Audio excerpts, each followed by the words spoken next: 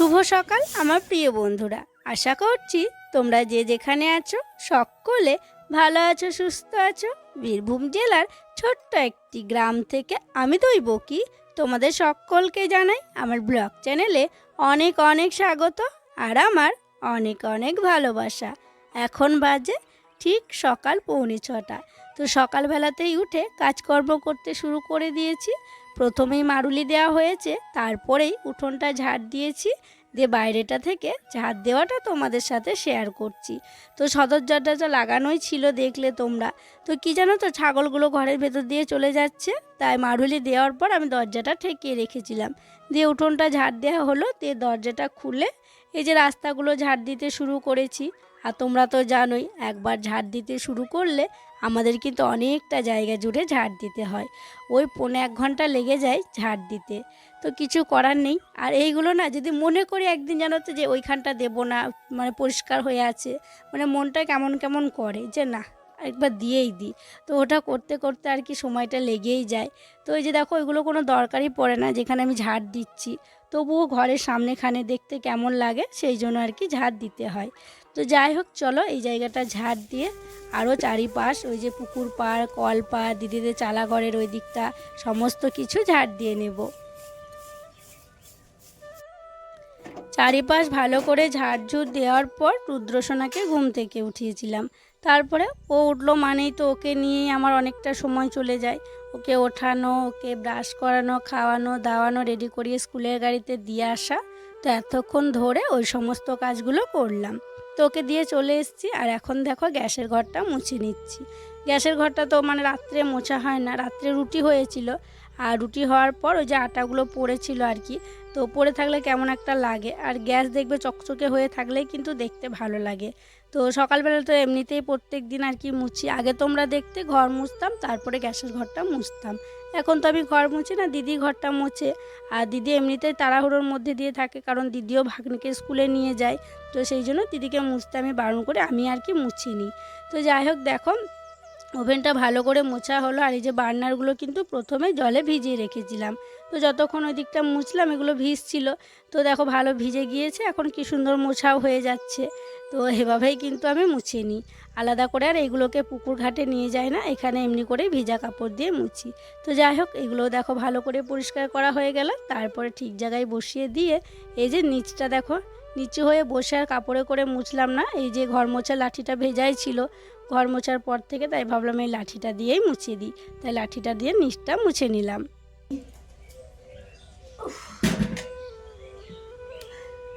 এই যে 1 হাঁড়ি জল রোদে দিলাম। তো এখন অবশ্য এখানে রোদ আসেনি, আর 5 মিনিট পরেই রোদ চলে আসবে। এই যে দেখো রোদ আসতে শুরু করেছে। তো এই যে 1 হাঁড়ি জলটা রাখলাম, এই জলটায় মায়ের স্নান করা হবে, রুদ্রকে স্নান করানো হবে, ভাগ্নিরও স্নান করা হবে, 3 জনের স্নান করা হবে। আর এখন তো বেশ ঠান্ডা লাগছে, আর যত বেলা বাড়ে তত কিন্তু ঠান্ডা লাগে বলো স্নান করতে গেলে। তো সেই জন্য 1 হাঁড়ি জল রোদে দিলাম, ওরা সবাই স্নান করবে। তো থাক, জলটা গরম হতে থাক। তবুও মাকে এই জলে হবে না, মাকে আর একটু গরম জল করে দিতে হবে, দিয়ে মিশিয়ে দিতে হবে। আর রুদ্র ভাগ্নি তো অনেক বেলাতে করবে, ওরা সে স্কুল থেকে আসবে, তারপর তখন গরম হয়ে যাবে, ওটাতেই এরা করে দেবে। ঢাকা দেওয়া থাক, নইলে ছাগলগুলো এসে মুখ দেবে। 2-3 দিন থেকে জামা কাপড় কাচিনি জানো তো, আর সার্ফ ছিল না। কালকে কি হয়েছে জানো, রুদ্রর বাবাকে দোকানে পাঠিয়েছিলাম, ওকে বলেছিলাম সার্ফ নিয়ে আসবে, আলু নিয়ে আসবে আর তেল নিয়ে আসবে। ও সব কিছু নিয়ে এসছে, সার্ফের বদলে দুধ নিয়ে চলে এসছে। ওই যে চায়ের নেশাটা একটু ওর বেশি আছে, চা খাবো বলে দুধটা নিয়ে এসছে আর সার্ফটা নিয়ে আসতে ভুলে গিয়েছে। তো আমি আর দ্বিতীয়বার পাঠালাম না, তো সেই জন্য কালকে আর দেওয়াই হয়নি। কালকেই দেবো ভেবেছিলাম, যে পরশু দিনকে সবার কি ঠিকঠাক করে রেখেছিলাম। ওই যার একটা গামলা দেখছো, ওই গামলাটা যেগুলো কাচতে হবে সেগুলো আর কি রেখে দিই। তো আর কালকে নিয়ে আসেনি, দিয়ে আবার আজকে নিয়ে এলো। তো দেখো আজকে আমি সকাল সকাল যে জামা কাপড়গুলো ছিল সেই জামা কাপড়গুলো নিয়ে বসে পড়লাম ভেজানোর জন্য। তো এগুলো ভিজিয়ে রাখবো, তারপরে হচ্ছে উনুন শালটা পরিষ্কার করব, ছাই তুলবো, উনুন শাল লেপবো, তারপরে হচ্ছে এগুলো কেচে মেলে দেবো।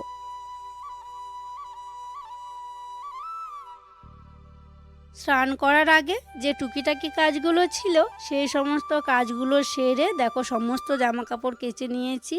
আর কাচার পর স্নান করে নিয়ে একদম চুল আঁচড়ানো হয়ে গেছে, সিঁদুর পরা হয়ে গেছে, পুরো আমি রেডি হয়ে গেছি। তারপরে এলাম জামা কাপড়গুলো মেলতে। আর এই যে মাঝের তারটা হওয়াতে আমার তো খুব ভালো হয়েছে, খুব ভালোভাবে কিন্তু এখানে জামা কাপড়গুলো মেলা যাচ্ছে। আগের বার এখানে তার ছিল, তবে ওটা কটের তার ছিল, বড় মানে যে কাপড় বড়গুলো আছে আমার শাড়িগুলো কিন্তু মেলা যেত না। তো এটা বেশ ভালো নেমে যায় না, আর কটের তার কিন্তু নেমে যায়। তাও তো মাঝখানে ঠেকা দিয়ে রাখতাম, তাও আর কি মানে ধুলোয় গড়াগড়ি খেত। বেশ ভালো হয়েছে এটা হওয়াতে। আর এদিকে দেখো রুদ্র মানে যেখানে সেখানে মানে গাড়ির চাকা টাকা ফেলে রেখেছে, মেলতে গিয়ে আমি পড়েই যাচ্ছিলাম, হোঁচট লেগে গেল, ওই গাড়ির চাকা পড়ে আছে ওটাতে। তো যাই হোক ওদিকে বড়গুলো মেললাম, তারপরে টিনের চালে চলে এলাম ছোটো জিনিসগুলো মেলার জন্য। রুদ্রর অনেকগুলো জামা প্যান্ট আছে যেগুলো বাইরে থাকে, যেগুলো বাড়িতে পরে। এখন তো ছোটোগুলো আর কি, যেগুলো ছোট হাত সেগুলো ভরে রেখে দিয়েছি, বড় হাত দেওয়া গেঞ্জি সেগুলো বের করে রেখেছি, বড় প্যান্টগুলো বেশিরভাগ বের করে রেখেছি।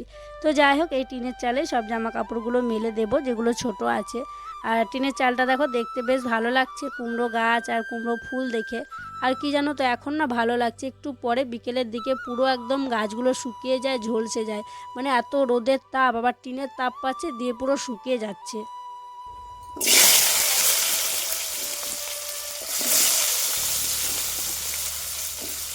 অনেকক্ষণ পর আবার ক্যামেরাটা অন করলাম, মাঝখানে আরও অনেক কাজ সেরে নিয়েছি, খাওয়া দাওয়া করা, মাকে খাওয়ানো, মাকে স্নান করানো, সমস্ত কিছু করে উনুন ধরিয়েছি। তো একদিকে ভাত হচ্ছে, একদিকে দেখো ছোট্ট ছোট্ট করে আলু কেটেছি, আলুগুলো এখন ভেজে নিচ্ছি। তো কালকে তো পুজো ছিল, কালী পুজো ছিল, তো আমাদের পাড়ার একজন আর কি কালী পুজো দিয়েছে, তো বলি হয়েছিল, তো পাঁঠার প্রসাদ দিয়েছে জানো তো।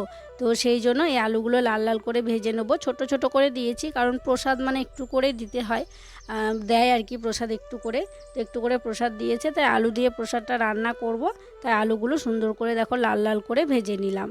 আর এদিকে কলাইয়ের মানে বড়া করব, কলাইয়ের বড়া করে আজকে তরকারি করব। তো কলাইটাও আমি মিক্সিতে বেটে নিয়েছি, তো এবার হচ্ছে বড়াগুলো করব।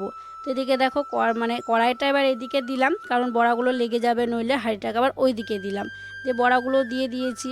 আর মানে বড়াগুলো যখন আমি দিচ্ছিলাম কড়াইয়ে, এত ধোয়া হচ্ছিল তোমাদেরকে কি বলবো, মানে ধোয়াতে পুরো কড়াইটাই দেখা যাচ্ছিল না। তো সেটা তোমাদের সাথে শেয়ার করাই হয়নি, তোমরা বুঝতেই পারতে না দিলে যে কড়াইয়ের মধ্যে কি আছে, এত ধোয়া হচ্ছিল, আমার পুরো চোখ নাক দিয়ে জল বেরিয়ে গেল, এত ধোয়া হচ্ছিল। তো যাই হোক একবার দেওয়া হয়েছে, আর কটা আছে, আর একবার দিলেই হয়ে যাবে। আর এই যে দেখো বললাম না পাঁঠার প্রসাদ দিয়েছে, এই যে দেখো এইটুকু প্রসাদ দিয়েছে।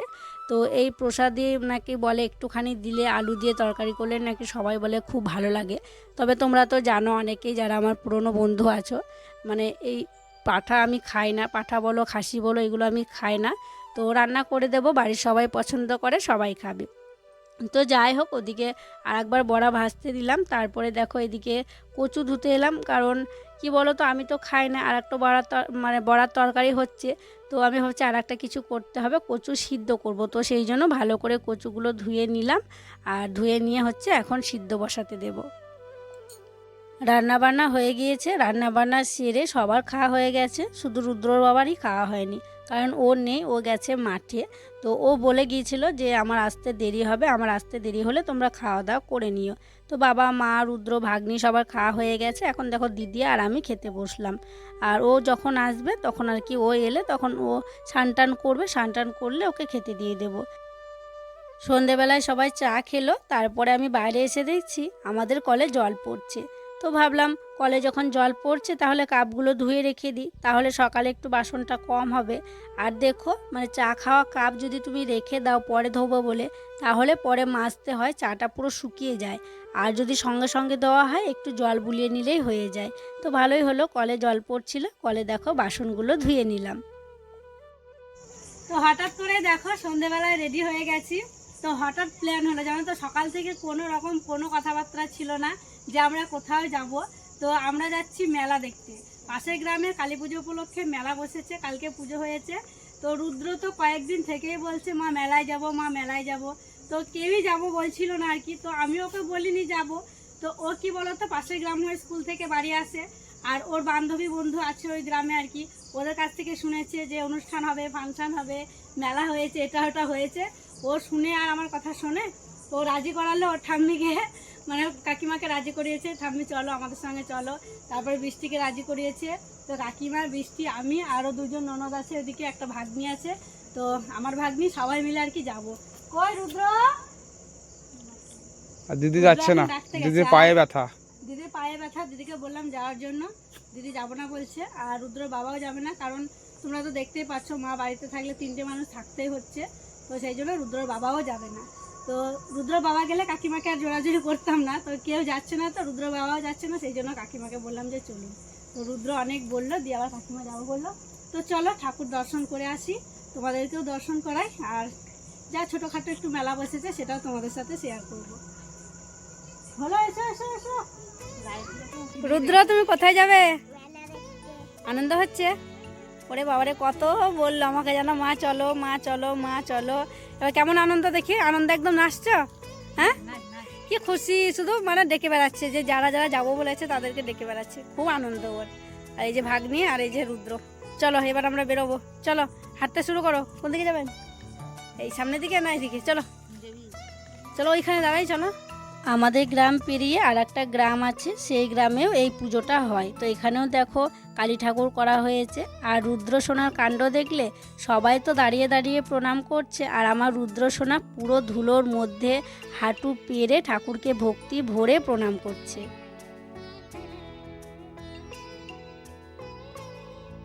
আমরা যেখানে মেলা দেখতে এলাম সেটা হচ্ছে আমাদের বাড়ি থেকে ওই 20 মিনিট হবে হাঁটার রাস্তা।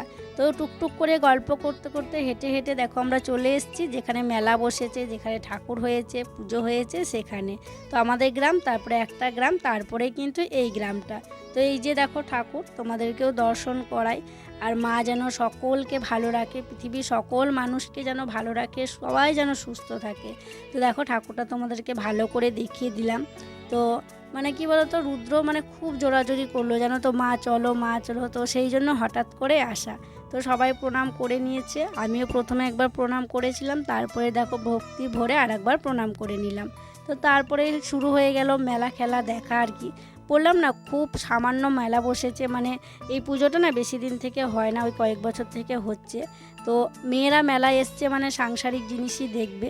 তো প্রথমেই দেখো চলে এসেছি কাপ প্লেটের দোকানে। তো 2-3টে মতো মেলা বসেছে, তবে খাওয়ার জিনিস যা যা আর কি পাওয়া যায় সবই আর কি আছে। তো এখানে দেখছিলাম প্লেট, গ্লাস, কাপ আমি যেই মেলাতে যাই সেই মেলাতেই নিই, তবে এখানে কাপ দেখলাম বৃষ্টিরা নিল, তবে আমি নিইনি, কারণ বাড়িতে আমার 2 সেট কাপ আছে, সেই যে মেলায় নিয়েছিলাম সেই কাপগুলো আছে। তারপরে পুজোর সময় যে মানে টিন ভাঙাগুলো দিয়ে কাপ নেওয়া হয়েছিল সেগুলোও আছে, তো সেই জন্য কাপ আর নিলাম না। তো এই যে দেখো এখান থেকে দেখাচ্ছি ছোট্ট মতো একটা মেলা বসেছে। এই যে ফুচকাওয়ালা আছে, অনেক কিছুই আছে, তবে ফুচকা খাবো। ফুচকা দেখে পুরো আমার জিভে জল আসছে, তো একটু তো ফুচকা খেতেই হবে। তো যাই হোক, ওখানে সবাই ফুচকা খেয়েছিল, আমিও খেয়েছিলাম, তবে বেশি খাইনি। তো এইদিকে দেখো রুদ্রসোনা বলছে মা আমি চাউমিন খাবো, তো ওর জন্য এগ চাউমিন নেওয়া হলো। ও বসে বসে এখন চাউমিন খাচ্ছে, আর মা ও বলছে যে মা চাউমিনটা খেতে খুব ভালো হয়েছে। তো আমি ওকে বলছি তুমি তো এখন প্রায় চাউমিন নিয়ে যাচ্ছে স্কুলে, চাউমিন খাচ্ছ, এখানে এসেও চাউমিন খাবে? বলছে হ্যাঁ মা চাউমিন খাবো। তো কী আর করা যাবে, ছেলে যখন বললো ওকে চাউমিন খাওয়ালাম। তো তারপরে আমরা সবাই দেখো নিয়ে নিয়েছি চাউমিন 1 প্লেট করে। তো এগুলো হচ্ছে মানে ভেজ চাউমিন নিয়েছি আমরা। তো কেউ আর কি চিকেন চাউমিন বা এগ চাউমিন নিল না, বললো যে ভেজই খাবো। তো ভেজ চাউমিন নিয়ে দেখো আমরা একদম লাইন করে চেয়ারে বসে পড়েছি, এখন আমরা সবাই চাউমিন খাচ্ছি। তো রুদ্র চাউমিন খাওয়ার পর খেয়েছিল এগ রোল, তারপরে এখন খাচ্ছে ঘুগনি। ও মেলায় গেলে ঘুগনি খাবেই। তো প্লেটে 1 প্লেট দিয়েছে, মানে ও তো বসে এক হাতে ধরে খেতে পাচ্ছে না, যে চেয়ারে ও ঘুগনিটা রেখেছে আর দাঁড়িয়ে দাঁড়িয়ে ওইভাবে আর কি ঘুগনিটা খাচ্ছে। এবার হচ্ছে বাড়ি যাব। তো বাড়ি যাওয়ার আগে আর একবার ভালো করে মেলাটা ঘুরে নিচ্ছি, মানে আমার তো হয়ে গেছে, আমি তো কিছু কিনবো না, তবে ওই যে ননদগুলো এটা সেটা আর কি দেখছিল, ওদের আর হচ্ছিল না। তো আমিও যখন দাঁড়িয়ে আছি ভাবলাম আমিও একটু ঘুরে নিই, যদি কিছু পছন্দ হয়। তো এই দোকান থেকে ওই ভাগ্নির জন্য একটা ব্রেসলেট নেওয়া হয়েছিল হাতের। আর রুদ্রসোনা কিছু নেবো বলেনি, কারণ ও বাড়ি থেকেই বলছিল কিছু নেব না। আর ওর তো পছন্দ তোমরা জানোই, বড় বড় গাড়ি ওই সব, কিন্তু এই মেলাতে না বড় গাড়ি ছিলই না, তো সেই জন্য ও কিছু নেবও বলেনি। ও ওই যে খাওয়া দাওয়া করেছিল ওই আর কি ওর খাওয়া দাওয়া। এদিকে আমি পাঁপড়ও নিয়ে নিয়েছি বাড়ি নিয়ে যাওয়ার জন্য। আমার হাতে পাঁপড় দেখে কাকিমা বলছে তুমি কখন পাঁপড় নিলে, চলো আমি পাঁপড় নেব। তো যাই হোক কাকিমা দেখো পাঁপড় নেবে, কারণ কাকা আসেনি, দেওর আসেনি, তো সেই জন্য কাকাদের জন্য পাঁপড় নেবে। আবার চলে এলাম গরম গরম পাঁপড় নেওয়ার জন্য। কাকিমা নেবে, আমার নেওয়া হয়ে গিয়েছে, আরও সব ননদরা নেবে। তো এখান থেকে পাঁপড় নিয়ে নিচ্ছে, আর পাঁপড় নেওয়া হলেই কিন্তু আমরা বাড়ি চলে যাব।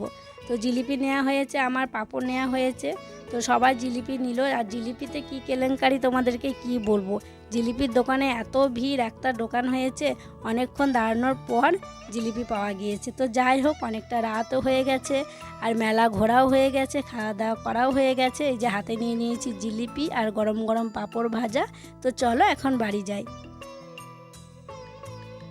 তো দেখো বন্ধুরা, বাড়ি চলে এসেছি আর এখন বাজছে রাত 9টা। আর বাড়ি আসার সময় গরম গরম পাঁপড় ভাজা নিয়ে এসেছি বাবার জন্য, মায়ের জন্য, দিদি যায়নি দিদির জন্য, আর উত্তর বাবার জন্য। তো চলো এখন সবাইকে পাঁপড় ভাজা দিই। বাবা ধরুন, মেলার পাঁপড় ভাজাটাই খেতে ভালো লাগে, তাই? মা পাঁপড় খাবেন তো? ওই পাঁপড়টা সবসময় পাওয়া যায় না তো, ওখান থেকে একটু দাও। ওদের কাছেই থাকে এই পাঁপড়গুলো। আর রুদ্র বাবা খাবে। আর এখানে জিলিপি, আর জিলিপি নিতে গিয়ে যে কি কাণ্ড কি বলবো, একটা জিলিপি দোকান বসেছে, মানে রসে ডুবতেই দিচ্ছে না, একদিকে ভাসছে, রসে দেওয়া মাত্র তুলে নিচ্ছে। 500 নেবে ভেবেছিলাম, 500 তো নিতে পারলাম না, মানে অনেক লাইন জিলিপি। তো 250 গ্রাম মতো পেয়েছি, তো সেটাই নিয়ে এসেছি। আর কি বলতো, মেলায় গেলে কিন্তু মানুষ জিলিপিটা নিয়ে আসে। তো যাই হোক, তেমন কিছু আর নেওয়া হয়নি। ভাগ্নির জন্য এই যে এই হাতের এটা ব্রেসলেটটা নেওয়া হয়েছে। আর তুমি এগুলো নিয়েছো নাকি? ক্লিপ আর এই যে একটা কি স্ট্রবেরি ঠোঁটে লাগানো, এটা নিয়েছে। ব্যাস। আর রুদ্র একটা গাড়ি নিয়েছে, ওটা আমি কিনে দিই না, এটা কাকিমা কিনে দিয়েছে। আর কিছু নিই না আমি, একটা গরম, যেটা আর কি শীতের খুব প্রয়োজন জিনিস। রুদ্র বাবাকে বলে বলে আমাকে মুখের ক্রিম এনে দিচ্ছিল না, শীত পড়ে গেছে, মানে ত্বকের যত্ন তো নিতেই হবে।